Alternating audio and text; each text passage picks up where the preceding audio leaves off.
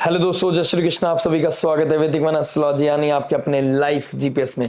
एक ऐसा life GPS जो आपको बताता है आने वाले समय काल के बारे में। और आज मैं डिस्कस करने वाला हूं शनि रेट्रोग्रेड के बारे में, यानी कि शनि का वक्री होना मीन राशि में। मीन राशि जो मुक्ति की राशि है और आपके पहले घर में पड़ती है।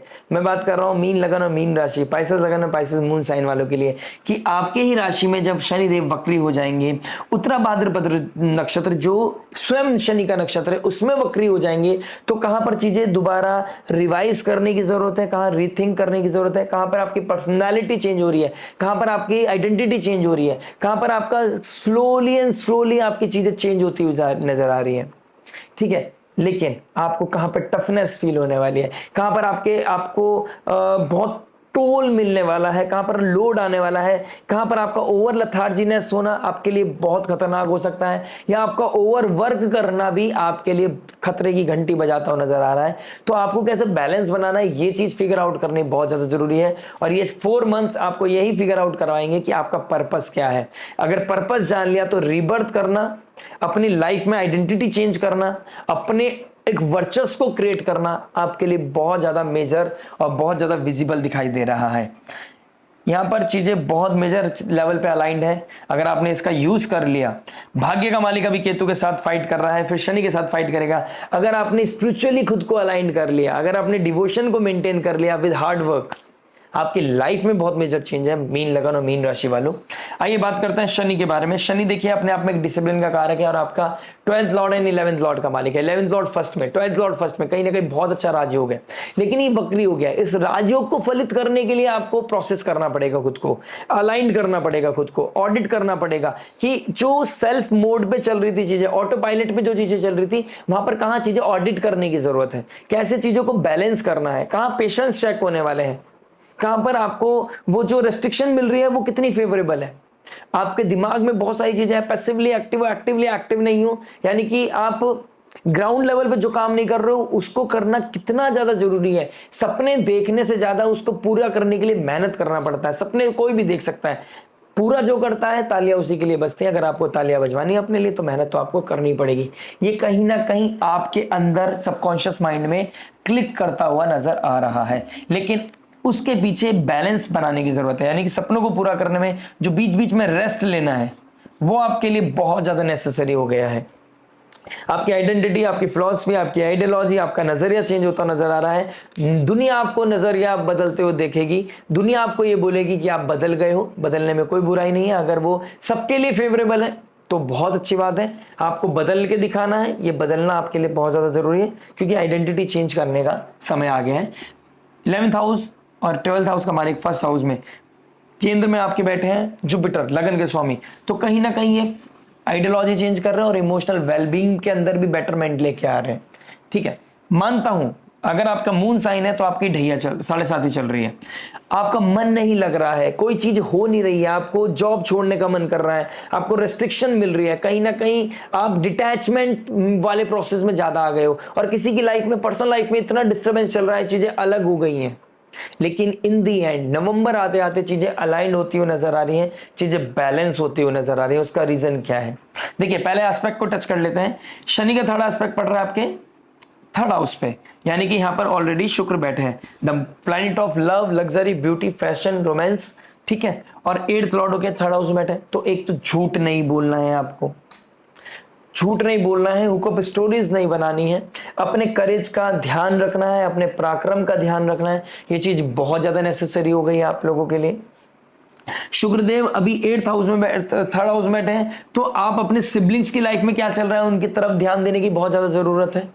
ठीक है, सिबलिंग्स लाइफ में क्या कर रहे हैं, उनकी लाइफ में कहां स्लोनेस आ गई है, वो कैसे इवॉल्व कर रहे हैं, उनकी तरफ फोकस करने की जरूरत है। आप कुछ न्यू इनिशिएटिव करना चाहते थे, कुछ स्टार्टअप करना चाहते थे, उसके लिए कितना रीथिंक करना है, रीडू करना है, रीएनालाइज करना है, चीजों को कैसे स्ट्रेटेजीज को रीप्लान करना है, उसके लिए कहीं ना कहीं फोकस होता हुआ नजर आ रहा है। लेकिन कहां पर आपको फाइनेंशियल लेवल पे स्टेगनेंट फील होगा, कहां पर आपकी लीकेज को कंट्रोल करना है, कहां पर आप ओवर डिजायर की तरफ जा रहे हैं, तो वहां पर चीजें बहुत चैनलाइज करने की जरूरत है, अगर अदरवाइज ट्रबल बढ़ता हुआ नजर आ रहा है। Side by side Shani aspect कर रहे हैं आपके 7th हाउस से, 7th एस्पेक्ट है 7th हाउस को। 7th हाउस हमारे पद का है, 7th हाउस हमारी रिलेशनशिप का है, 7th हाउस हमारे स्पाउस का है, बिजनेस पार्टनरशिप का है, तो वहां पर चीजें कहीं ना कहीं रेस्ट्रिक्शन, कहीं ना कहीं क्रिटिकलनेस, कहीं ना कहीं डिस्प्यूट, एंजाइटी, स्ट्रेस बढ़ता हुआ नजर आ रहा है, कहीं ना कहीं फेक चीजें बहुत ज्यादा विजिबल हो गई हैं। ठीक है, just for the sake of relationship आप एक दूसरे के साथ चीजें निभा रहे हैं, या फिर बहुत लोगों की लाइफ में ब्रेक होती हुई नजर आ रही है। जिनकी लाइफ में ब्रेक हो गया है, अब उनकी लाइफ में रिव्यू करने का समय है, अपने आप को रिवाइव करना, रिजुविनेट करना, ईगो किल करने का ये समय है। यानी कि ये ट्रांजिट आपके रिलेशनशिप में जहां ईगो आ रहा था उसका एक दी एंड होने वाला है, ईगो का बिल्कुल दी एंड होने वाला है। ये कहीं ना कहीं चीजें दिखाई दे रही है, क्योंकि मंगल आपके 7th हाउस में आ जाएंगे 28 जुलाई के बाद, शनि 1st हाउस में, मंगल 7th हाउस में। कहीं ना कहीं जो चीज फेक है, फेक रिलेशनशिप है, शो ऑफ के रिलेशनशिप है, वो कहीं ना कहीं वहां पे एंगर बनना, डिस्प्यूट बढ़ना, कहीं ना कहीं बहुत प्रोबेबिलिटी है कि डिस्प्यूट इस हद तक जा सकते हैं कि आपके जो दिखावे के रिश्ते हैं, या फिर दिखावे का जो मैरिड लाइफ चल रहा था, वो कहीं ना कहीं कंक्लूजन पे जा सकता है। ये चीजें भी कहीं कहीं ना कहीं बहुत ज्यादा हाईलाइट होता हुआ नजर आ रहा है। शनि का 10th एस्पेक्ट पड़ रहा है आपके 10th हाउस पे। देखिए 10th हाउस धनु राशि इनिशिएशन की, लड़ने की राशि है, कुछ इनिशिएट करने की राशि है, तो आपको पेशेंस रखने होंगे। आपकी आइडेंटिटी स्लोली एंड ग्रेजुअली लोगों के सामने आएगी, और स्लोली एंड ग्रेजुअली आना ही लोग आपके लिए बहुत बेहतर है। तो अपनी फिलॉसफी पे काम कीजिए, अपनी आइडियोलॉजी पे काम कीजिए, अपने एथिक्स पे, मोरालिटी पे काम कीजिए, अपने रेस्ट मोड पे भी काम कीजिए, अपने मी टाइम पे काम कीजिए, अपने पैटर्न पे काम कीजिए। आपकी आइडेंटिटी, आपका नेम, आपका फेम, आपका पोजीशन बढ़ता हुआ नजर आएगा। और अगर आप इस समय कुछ स्विच के बारे में सोच रहे हैं, आप कुछ अपने प्रोफेशन को चेंज करने के बारे में सोच रहे हैं, अभी बहुत मेजर अलाइनमेंट नहीं है। जब तक आप प्लान बी, प्लान सी नहीं लेके आते, तब तक आपकी चीजें आपको बहुत हम्बल वे में हैंडल करने की जरूरत है, अदरवाइज चैलेंजेस बढ़ते हुए नजर आएंगे। विदाउट प्लानिंग अगर आप जंप कर जाते हैं तो ट्रबल है। अगर आप विदाउट प्लानिंग किसी चीज को क्विट कर जाते हैं तो ट्रबल है। अगर आप विदाउट प्लानिंग अपने वर्क प्लेस पे कुछ चीजें ऐसे रिलेशनशिप में आ गए, या फिर कुछ ऐसी ओवरबोर्ड कर दी जो अनएथिकल है, तो आपकी आइडेंटिटी, आपकी पहचान के लिए बहुत मेजर ट्रबल है। तो कहीं ना कहीं ये चीजें बहुत ज्यादा विजिबल दिखाई दे रही है। राहु 12th हाउस में है, जुपिटर 4th हाउस में, एक दूसरे के ट्राइन में बैठे हैं, तो कहीं ना कहीं स्लीपिंग पैटर्न डिस्टर्ब हो रखा है, डे ड्रीमिंग बहुत ज्यादा चल रही है, कहीं ना कहीं pleasure, sexual pleasure, bed pleasure की तरफ आपका क्रेविंग बढ़ना, इस तरह की चीजें भी दिखाई दे रही हैं। किसी की याद आ रही है, कोई नॉस्टैल्जिया आपको हिट कर रहा है, इस तरह की चीजें भी दिखाई दे रही है। लॉसेस का बढ़ना, शो ऑफ में एक्सपेंसेस का बढ़ना, मेडिकल हेल्थ इशू भी आ सकते हैं कुछ लोगों को, कुछ लोगों के चेस्ट में पेन होता हुआ नजर आएगा। इस तरह की चीजें भी बहुत ज्यादा हाईलाइट होती हुई नजर आ रही है। प्लस देखिए समुद्र मंथन की बात कर रहे थे, और शनि 1st हाउस में आके आपके 1st हाउस में एक हैवी प्लैनेट बैठ गया और वक्री हो गया है। अब आपके सबकॉन्शियस माइंड पे, आपके फिलॉसफी पर, आपकी आपकी नजरिए पे, आपकी सोच पे बहुत काम करना है उसको। तो कहीं ना कहीं हैवीनेस फील होगा, आपके अंदर से विश निकल के आएगा, आप कहीं ना कहीं डिस्प्यूट में जा सकते हैं, किसी के साथ कोई वर्बल आर्गुमेंट हो सकता है। तो जितना कम आप बोलेंगे इस समय, आपके लिए उतना बढ़िया है। आप जितना सामने वाले को ऑब्जर्व करेंगे उतना ज्यादा बेहतर, उतना ज्यादा पॉजिटिव अलाइनमेंट आपकी लाइफ में दिखाई दे रही है। तो जितना कम बोल सकते हैं उतना अच्छा है, जितना अपने ऊपर मी टाइम पे काम कर सकते हैं, अपनी अपनी ही सेल्फ केयर पे, सेल्फ लव पे, सेल्फ हीलिंग पे काम कर सकते हैं, उतना अच्छा है। इस समय किसी के ऊपर ओवर ट्रस्ट करना खतरे की घंटी बजा सकता है। ओवर प्रोक्रेस्टिनेशन, ओवर लेजीनेस आपकी लाइफ में खतरे की घंटी बजा सकता है। इस तरह की चीजें मुझे आप लोगों के लिए बहुत विजिबल दिखाई दे रही हैं। तो अपनी चीजों को मेंटेन करना बहुत ज्यादा जरूरी है। वर्क लाइफ, प्रोफेशनल लाइफ में, पर्सनल लाइफ में बैलेंस बनाना बहुत ज्यादा जरूरी है। बाकी स्थिति बहुत बेहतर है।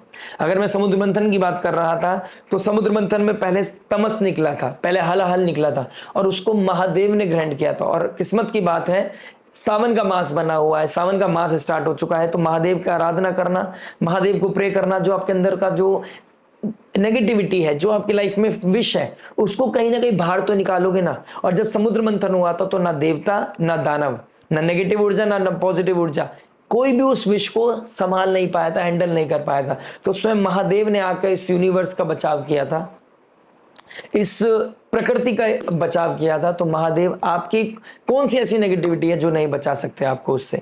बस आपको सरेंडर करना है। मीन राशि जो मुक्ति की है, सरेंडर की है, स्पिरिचुअलिटी की है, आपको स्पिरिचुअली इवॉल्व करना है। पर्सनल, प्रोफेशनल, स्पिरिचुअल लाइफ में बैलेंस बनाने की जरूरत है।